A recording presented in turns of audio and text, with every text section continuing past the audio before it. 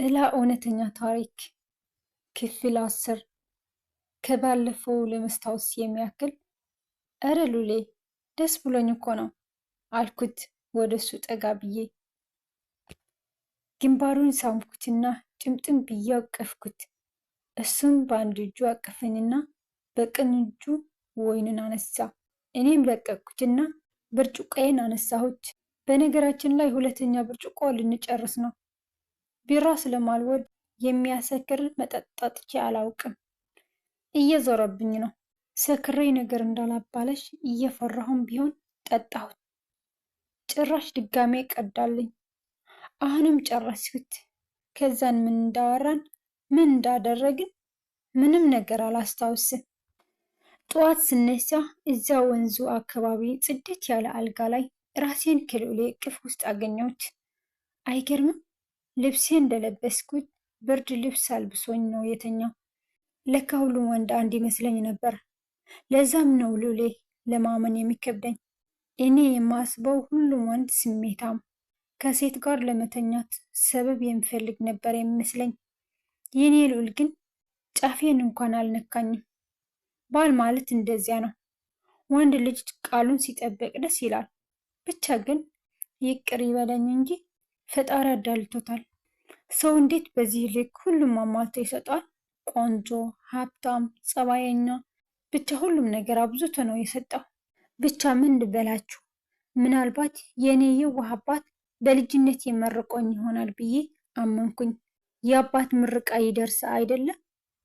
ምስጥ ብዬ እያየሁት እያለ አንድ ሀሳብ መጣልኝ። አንዴ እየሳምኩት፣ አንዴ ፊቱ ላይ ተለጥፌ ፈገግ ብዬ፣ አንዴ እሱን እያየሁ ፎቶ ተነሳው። ሰው እንዴት ተኝቶ ራሱ እንደዚህ ቆንጆ ይሆናል? ሆ እያካበድኩ እንዳይመስላችሁ። ፎቶውን ከስልኬ ላይ እያየሁ እያለ ልዑሌ ነቃ። አይኑን እያሻሸ ተነሳ። ሌልቲ እንዴት አደርሽ አለኝ። እግዚአብሔር ይመስገን አባቴ አልኩትና ድሮት ላይ ተኛሁ። ስካሩ ለቀቀሽ አለኝ። ወይኔ ሉሌ ብዙ አወራሁ አይደል? ምስጢር አወጣሁ እንዴ አልኩት። እሱ ደግሞ መልስ አይመልሰልኝ ክትክት ብሎ ሳቀ። በቃ የፈራሁት ደረሰ። ድሮም ስካርን እፈራ ነበር። ወይኔ ጉዴ! ምን አደረኩ ንገረኝ አልኩት። ያው ብዙ አይደለም ግን ትንሽ አንገለታሽኝ። ክብሬን ካልሰጠው አልሽኝ። ከድሮ ፍቅረኛሽ በላይ እንደምትወድኝ ነገርሽኝ። አፈቅርሃለሁ አልሽኝ። እረ ብዙ ነገር ነው አለኝ። እረ በፈጣሪ ይቅር ይበልህ። የምን ፍቅረኛ ነው? እኔ ከወንድ ጋር ራሱ ቆሜ አውርቼ አላውቅም። አታምነኝም አልኩት። ምን አውቃለሁ? ራስሽ ነሽ ያልሽኝ እኮ። መጀመሪያም ፈርቼ ነበር እኮ። የፈራሁት ደረሰ። ድሮም ስካርን እፈራ ነበር። አንተ እንዳታኩርፈኝ ብዬ ነው የጠጣሁት እንጂ አልኩትና ምላሽ ሳይሰጠኝ ፈገግ አለ። ሽምቅቅ ነው ያልኩት። ሴት ልጅ ክብሯን ስትጠብቅ ነው ደስ የሚለው። የምር እንደዛ አልኩት ብዬ አፈርኩኝ። ፊቴን አዙሬ ተቀመጥኩት እና ራሴን ወቀስኩ። ሉሊን ማየት አልችልም ብዬ አንገቴ ደፋሁ። አረ ስቀልድ ነው አትጨነቂ አለኝ። ኤጭ ሁሌ ቀልድ ነው እንዴ? ኡፍ ብዬ አኩርፌ ቁጭ አልኩት። እንዳታኩርፊ ይቅርታ በጣም ግን ደግሞ አንድ ነገር ብለሽኛል አለኝ። ምንድን ነው? ልክ እንደ መጀመሪያ ቀልድ ነው ብትል እንጣላለን አልኩትና ፊቴን አዙሬ እጅ በደረት አድርጌ ተቀመጥኩ። አባባ ይሙት አለኝ። በአባባ ሙሉ አይዋሽም ብዬ ምንድን ነው አልኩት። መጀመሪያ ፊትሽን አዙሪ፣ እኔን እይኝ፣ ከዛም የምርሽ ነው ወይስ ስካሩ ነው የሚለው ትነግርኛለሽ አለኝ። እሺ ምንድን ነው አልኩት፣ እንደዛው እንዳኮረፍኩት። ያለ አንተ መኖር አልችልም። አንተ አንድ ነገር ብትሆን እኔም አልኖርም አልሽኝ። የምር ነው አለኝ። ንዴቴ ጠፋና ፈገግ ብዬ መልሼ ፊቴን አዙሬ ተቀመጥኩ። የኔ አይን አፋር ብሎ ወደ ራሱ ሳብ አድርጎ አቀፈኝ። ስምኝማ ልዕልት፣ ወይዬ ሉሌ፣ የምር ሰክረሻል አይደል? ማለቴማ ስካር አልለቀቀሽም አይደለም? ሉሌ ተው በቃ፣ በመጠጣቴ እንድቆጭ አታድርገኝ አልኩት። እንደዛ አይደለም እኮ። እረ ስካሩ ቢለቅሽ አባባ ትዝ ይልሽ ነበር ብዬ ነው ብሎኝ ፈገግ አለ። ክው ነው ያልኩት። ጭራሽ ማደራችንን ራሱ ረስቸው ነበር። ወይኔ ጉዴ ሉሌ፣ አባባ ምን ይሉናል አልኩት ክው ብዬ። አታስቢ ነግሬዋለሁ አለኝ። እኔ እንዴት ነው ፊታቸውን የማየው? ለቁም ነገር እንደማልበቃ ስላወቁ አይደል እራት ነው አዳር እያሉኝ ብዬ ስቅቅ አልኩኝ። በይ ተነሺ ብሎኝ ጫማውን አድርጎ ቆመ። ፀጉሬን ታጥቤ መሀሉን ከፍዬ አስይዤው ነው የመጣሁትና ስነሳ የእብድ ፀጉር ነው የሚመስለው። በእጄ ለማስተካከል እየሞከርኩኝ፣ ልዑሌ ግን አባባ እንደዚህ ሁኜ ሲያዩኝ ምን ያስባሉ አልኩት። ምን አስቦ እንደሆነ ባላቅም ሳቀብኝ።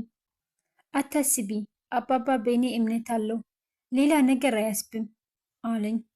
እሺ ብዬ ከተኛውበት ስነሳ ልዑሌ ፈጠን ብሎ ጫማዬን ሊያድርግልኝ እግሬ ስር ተንበረከከ። መጀመሪያ ላይ ምን እያደረገ ነው ብዬ ደንግጬ ነበር። ጫማዬን በእጁ ይዞ ሳይ ግን በአንድ በኩል ደስ የሚል ስሜት አለው፣ በአንድ በኩል ግን ሸም ያዘኝና ዝም አልኩት። ቀሚሴ ክፍት ስለነበር እጄን ቀሚሴ ላይ ቁጭ አደረግኩ። አትሸፍኙ፣ አትጨነቂ፣ ቀና አልልም ብልም መብቴ ነው አይደል? ወይስ ልትከለኪኝ ነው አለኝ። እረ አይደለም መብት ነው ሉሌ አልኩት እና ወደ መኪናው ሄድን። እንደ ትላንቱ ከኔ ቀደም ብሎ የጋቢናውን በር ከፍቶ ቆመ። ቀሚሴን ሰብሰብ አድርጌ ወደ መኪናው ገባሁና ወደ ቤት ሄድን። አባባና ወንድሜ ኳስ እየተጫወቱ ነበር። በር ተከፍቶልን ከመኪናው ስንወርድ እና አባባ ወደኛ መጡ። ቀና ብዬ ልዑሌን አየሁት። እኔ ምን ይሉ ይሆን በሚል ጭንቀት ልፈነዳ ነው። እሱ እየሳቀ ያየኛል። እናንተ ድሬዎች አለን። እንዴት አደርክ አባባ አለ ልዑሌ ኮራ ብሎ። ምን አለ ለዛሬ በሱ ቦታ ብሆን አባት ስለሆኑ አይደለም አባቱ ስለሆኑ አይደል ምንም ያልመሰለው ብዬ እያሰብኩት ዝም አልኩት። ይመስገን ነው። እናንተስ እንዴት አደራችሁ አሉን። አሁንም አንገቴን ብቻ ጎንበስ አድርጌ ዝም አልኩኝ። እኛ ጋር ቆንጆ ነበር ይመስገን አላቸው። ምኑ ፈጣጣ ነው ብዬ ቀና ብዬ አየሁት። እንዴት ነው ተሳካልክ አሉት። ምኑ ነው? ከኋላዬ ሌላ ነገር አስበው ነው? እንደምናድር አባባ ያውቃሉ የሚሉ ጥያቄዎችን መጠየቅ ፈለኩ። ግን ልዑሌ በመሃል እኔ እንጃ አባባ እሱን ልልቴ ብትመልስ አይሻልም ብሎ እርፍ አለ። ጭራሽ እኔን በተመለከተ ነው ብዬ ክው አልኩኝ። አንዴ ልዑሌን አንዴ አባባን ፈጠጥ ብዬ ሳያቸው አባባ ግራ መጋባቴን አስተውለው የማርያም አሉኝ። አቤት አባባ አልኳቸው እየተርበተበትኩ። ምን ነው ዝም አልሽ?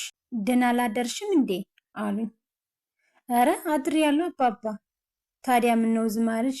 ኧረ ምንም አባባ ዝም ብዬ ነው ስላቸው ሳቁ። ምን የሚያስቅ ነገር አወራሁ ብዬ ልዑሌን ሳየው እሱም እየሳቀ እያየኝ ነበር። ምን ነው አባባ አልካቸው። ምን ነው ዝም አልሽ ለሚለው ጥያቄ ዝም ብዬ ነው መልስ ይሆናል እንዴ ልጄ አሉኝ። ለማንኛውም አሪፍ ጊዜ ነበር አሉኝ። አዎ አባባ በጣም ደስ ይላል፣ ግን ስላደርን በጣም ይቅርታ አልኳቸው። ለእኔ መልስ ሳይሰጡ ወደ ልዑሌ ዞረው ተስተካክሏል፣ በቃ እንኳን ደስ አለክ አሉት ለልዑሌ። ለምኑን? አዎ አባባ ያንተ ልጅ እኮ ነኝ፣ ምንም ነገር ይሳካልኛል፣ ምርቃትህ ጥሎ አይጥላኝም አለው። ከዚህ በላይ መታገስ አልቻልኩም። ምንድን ነው አባባ አልኳቸው። አይ ልጄ ከልዑሌ ጋር በአንቺ ጉዳይ ተወራርደን። ምንን አስመልክቶ ነው አባባ አልኳቸው። እንደው እራት ልትበሉ እንደሆነ ልጄ ሲነግረኝ ደስተኛ እንዲያድርግሽ እና ጥሩ ጊዜ እንዲሰጥሽ ስነግርሽ ልዑል ምን እንዳስፈራው ባላውቅም ደስተኛ አትሆንልኝማ አለኝ እና ግብዣውን ሆቴል እንደሚያደርገው ስሰማ የወንዝ ዳርቻ እንዲያድርገው ነገርኩት። ትንሽ ዝም አሉ።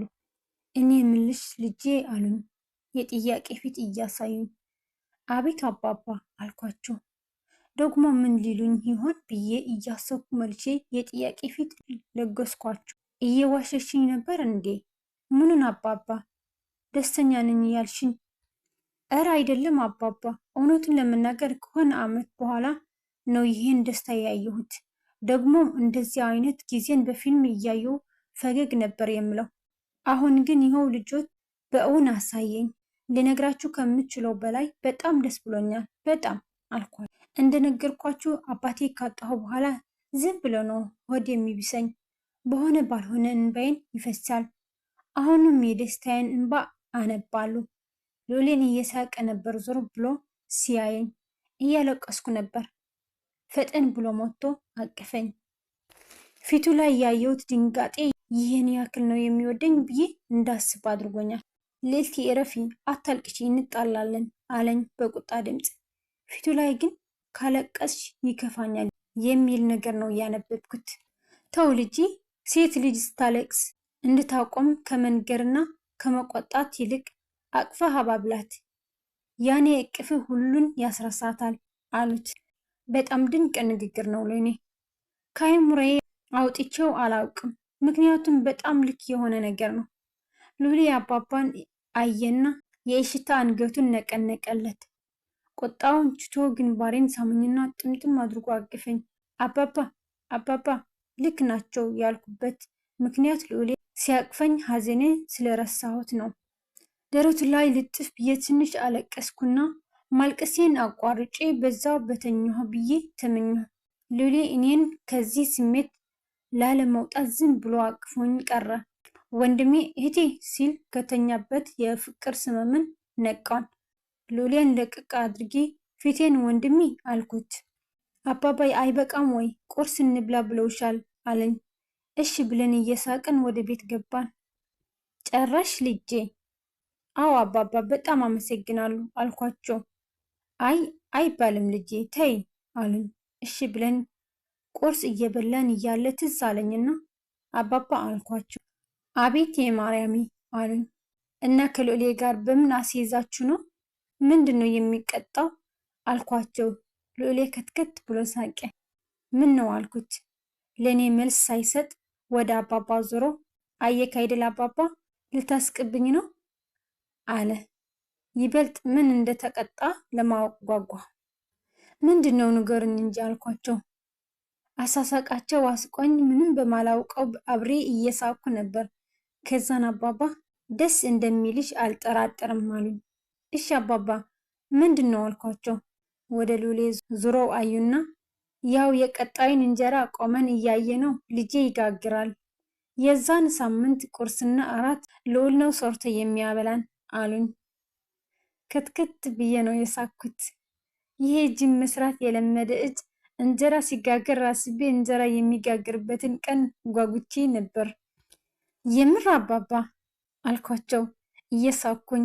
እነሱም ፈገግታቸውን ለገሱና ሙች ስልሽ አሉኝ።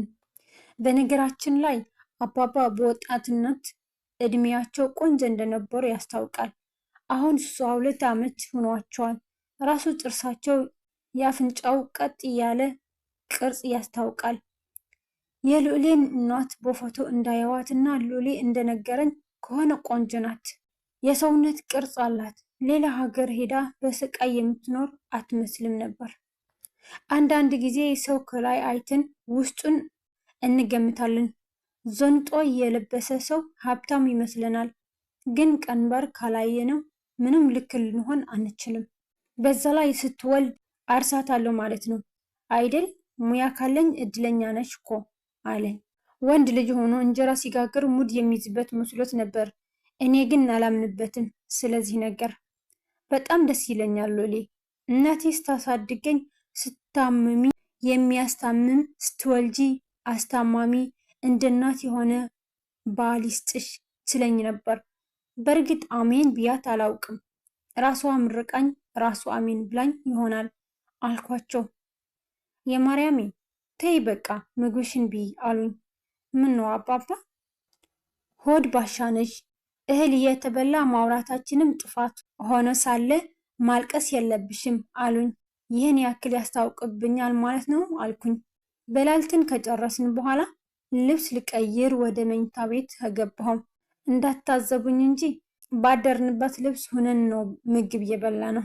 መኝታ ቤት ገብቼ ልብሴን ልቀይር ነበር፣ ግን አሁንም የቀሚሱ ዚፕ መክፈት አልቻልኩም።